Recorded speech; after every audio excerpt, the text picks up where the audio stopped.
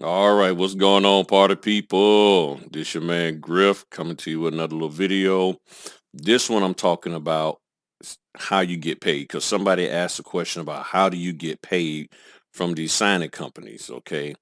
And I'm doing this a little different because I wanted to actually show you some things, but at the same time I have to protect the client's information because people are slick out there. Even though you might see somebody's last name, but then you can associate this and that and still try to figure something out. So, and then you look at the company that it's associated with. So for those of you who have Snapdocs, y'all know what I'm talking about. It shows you the person's name, then the file number, and then the company that it's associated with. So to keep that from being exposed publicly, all you're going to see is some numbers, and which is basically the dollar amounts that I'm getting paid.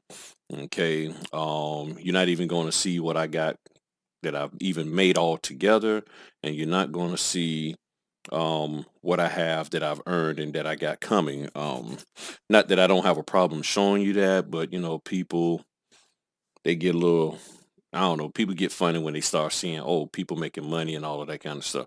And so it's nothing that I'm ashamed of or anything. It's just that I know there's that small, minute group of people that don't know how to handle when they see 3 cents on the screen. They like, oh, you made 3 cents, and then they start flipping out. So you'll see some screen transition changes and all of that during this video, and I'm gonna show you a couple of things here, okay? So switch over. So right now, what you see in the middle here, that's moving up and down, that is my Snapdocs profile, okay? That's my Snapdocs profile, and it's showing you money, excuse me, that I have coming, you know, that I'm still waiting on. So there's money from a month ago, and it's here now with Snapdocs. And let me go back. Let me slide over here. Let me slide over here to this here where it says ways you get paid. And if I'm missing one, feel free to throw it in the comment section. But the three ways that I'm fairly sure that everybody's going to get paid, you're either going to get paid direct deposit, which that's what vendor pay is a basically direct deposit. Um, Also, you can get direct deposit through companies like Signature Closers. Signature Closers does direct deposit. If you're doing stuff with, I believe, BankServe, I think they do it. Can't remember. And I do know Solidify if you're working directly with them. And Zone, XOME. With them, you get direct deposits and everything. Um, so I don't feel like typing. Y'all heard. Well, now let me type it. Signature Closers. Uh, you get direct deposit through them. Maybe bank serve. Um, and I don't forgot the other one I said that quick. But signature closes. Oh, and of course through yeah, Snapdocs, um, vendor pay. Okay. Oh, they saw one word. So vendor pay. So you set up with Snapdocs, you get vendor pay. All right. So that money comes in, it gets direct deposit. It tells you here, when the date that it's supposed to get processed to come to you. So on the 20th, and then within 8 to 10 days after that, that money drops into your account. Sometimes it's within 5 days, whatever. But right now I have one, two, three, four, five, six, seven. I got 7 items that's coming um by the 7th of December. Okay. So those 7 items are coming by the 7th of December to my account, and it'll show up in my bank account. You'll also get an email from Snapdoc saying, hey, this here amount is coming to your account, and you'll get an email for each individual one that'll say it's coming to your account in the next 8 to 10 days. Then when it's the day before it gets put into your account, you'll get another email that says within the next 24 hours, this money should be hitting your account. And typically when you get that email, at least for me, it's in there the next day. So if I get it on the 8th, when I wake up on the morning of the 9th, the money is there. It's that simple. Okay. So with Snapdocs, you can keep track of all of that. And then when you get paid, you hit mark as paid. You don't even have to worry about the vendor pay. It'll process in about a day or two and show it up as paid and stuff. So then as I scroll down, so this here's the stuff that I've gotten paid. So as you see here, the vendor pay that came in for the 24th of October, um, it was released on the 5th, got to me at least by the 17th. I can't say precisely if it came before then, but by the 17th it got to me. You see those zeros? Those are orders that had got canceled that I had put in there and didn't get paid for, because it didn't get paid. So I just zeroed those out and just marked those as paid so it wouldn't keep showing up and messing up my accounting and all of that. So Snapdocs isn't, you know, completely efficient, the way I would like to see things tracked, but it's okay. So this is stuff that I've gotten paid, and you can see I got 33 plus pages. So I've been doing this for a while, two and a half years. There's other people who probably got 800 pages and all of that money's received. So 3 ways you get paid: direct deposit, you get an e-check, which I'm gonna show you next, and then you get mailed paper checks. Okay, so you'll get checks mailed to you from some of these companies. So that's why everybody has to do the W-9 and all of that. Um, I suggest that if you're going to do this business, you need to have a separate account for all of your notary money. It's just that simple. Whether you're doing sole proprietor, LLC, it doesn't matter to me.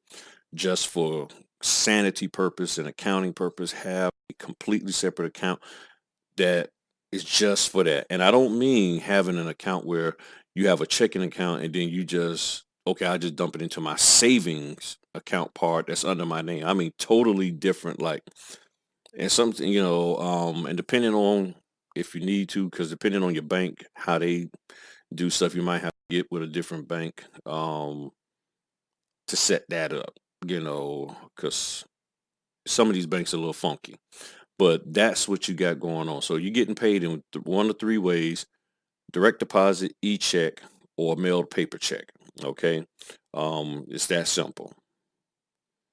All right. So now I just had to hop back over on this side and want to do something on the other side because I don't want y'all seeing my super cool special stuff and all of that. And let me log into here.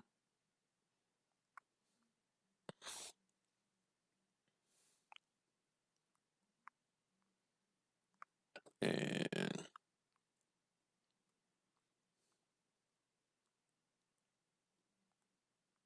all right. So I don't know why am I so blurry all of a sudden.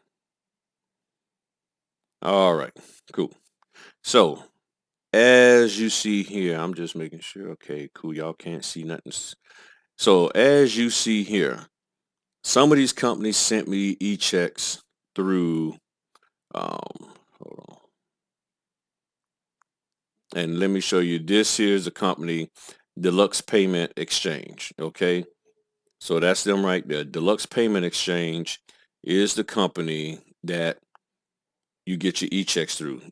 Set yourself up an account with them. The important thing is the email that you use with them, you make sure that's the same email that you're using with these companies, because when they submit your thing to get paid through this company through these e-checks, you will get it will they're going to look for that email. So if you set it up as johnjones@gmail.com working with Snapdocs people, and then on here you set it up as John J. Jones, that's 2 different email accounts. They're not going they mm-mm. So you get a notification to then turn around and set up an account. But if you set up an account ahead of time, do it with the same email that you're using with those companies. So with them, you get the e-check, and then you can print it out and everything. And you part of it is you get this little piece at the bottom. The check is at the top. You get this piece at the bottom, part of the remittance. Da, da, da, da, da, da, da, da. I'll cover some of this stuff. And then, sorry about that. And then that's the check, and then it's just attach. You cut it off, sign the back, and you can deposit it like normal. Has a routing number and all that, account number stuff, and you can deposit. Now, what I will say, if you take this physically into a bank, take the bottom piece too, because it comes in two pieces. Take both pages, 2 pages. Take it and cut it in front of them so they'll see. Because some banks are like, okay, they see this printed off check and they start freaking out. My bank is cool with it. In the beginning, they was like, okay, what is this? And I had to show them, and I showed them the bottom part as well as the top. And they said, oh, okay, because in the bottom part, it has numbers and stuff that the people can call if they have any questions about the check, okay, in case they might think that it's fraudulent or whatever the case may be. And stuff. So here's the key thing about this here. Very, very important. When you print from this company here, when you print, make sure that it printed correctly. Because if you print and then you shut down the PDF version that pops up, it doesn't let you go back and print again sometimes. And I have to say that sometimes, because there have been times where I made a mistake and I printed it. I had something reduced and then it came out and printed really, really tiny. And then I had to go back and print the thing out again. And I was actually able to open it back up. But majority of the time, once you hit print, and if you close out the window that pops up to print it from, it won't let you reopen it. And if it does, it'll have printed already across the check. It'll say printed to denote that you printed it, because what they don't want, for protection, for keeping from scammers and all of that and fraud, somebody printing checks over and over and over, and then you digitally changing the amount and all of that kind of stuff. Change, so you deposit it, or you depositing it into multiple accounts. So they're concerned about that, and they don't want that kind of stuff happening. So make sure your stuff print and that it prints well, correctly and stuff before you close the window out. Okay. You also get checks mailed. I probably sorry about all that noise, y'all. Yeah, so check got mailed to me. So you get it in all kinds of ways, mailed, direct deposit, e-check. Now, how often they pay you, that's another thing. All right. Damn, I'm nice and clear. How often they pay you, some companies can pay you within 2 weeks. Some companies can pay you within 3 weeks, 4 weeks, 6 weeks. It all depends on the company. A lot of times in their small print, in their agreement with you, especially in Snapdocs, they'll say, hey, this is how often we pay every ... Some companies specifically will tell you, we pay 30 days or 45 days after funds have been dispersed. So if you want to figure out when funds are dispersed, you look at the closing disclosure, and on the closing disclosure, on the left-hand side, about the third or fourth line down, it tells you the disbursement date of the money. So from that day, and normally the dispersing date is about 4 business days, not including Sunday and holidays, after the closing. So keep that in mind. So if you close on a Monday, the disbursement date is typically will be probably that Thursday, and then that's a countdown from that day toward for 30 days, 45 or whatever. Other companies, The moment you close, they pay within 2 weeks or 30 days after that. So it all depends on the company. Um, there are companies out there that don't pay people quickly. There are some companies that it could take them some time to pay you. Um, and you just reach back out to them. And that's why it's important for you to keep tabs on what money you have and when you got it, because if you don't, you'll think that you didn't get paid. And there's one in there now. Um, was I got five that I haven't gotten paid for, and three of them I already know why, because there's this special invoice that they need you to send after the thing, and I never did send it. So I got to send three quick invoices to them, and then the other two stuff is still on hold because they're trying to work something out with the closing and some documents and all of that. So I'll deal with them when I get a chance to. But other than that, if the person hasn't paid you, that's why you need to be able to track when you got paid, by who, all of that. Hopefully, like for me, my bank, whenever I deposit something, whether mobily or physically go to the bank and drop it off, they actually put a picture of the checks that got deposited, so I can actually go in there and look and see. Now, for whatever reason, and I have to double check it, but when I do it through the ATM, I don't get a picture of the check. But if I actually do the check with my phone or I take it to the bank, when they do they scan, it's in there and I can actually look and see, okay, yeah, I got paid and this is a check and all that. Because there have been times where I forgot to record a mark that it was paid. And then a couple of months later, literally a couple of months later, I'm like, oh man, did I get paid from them? I think I did.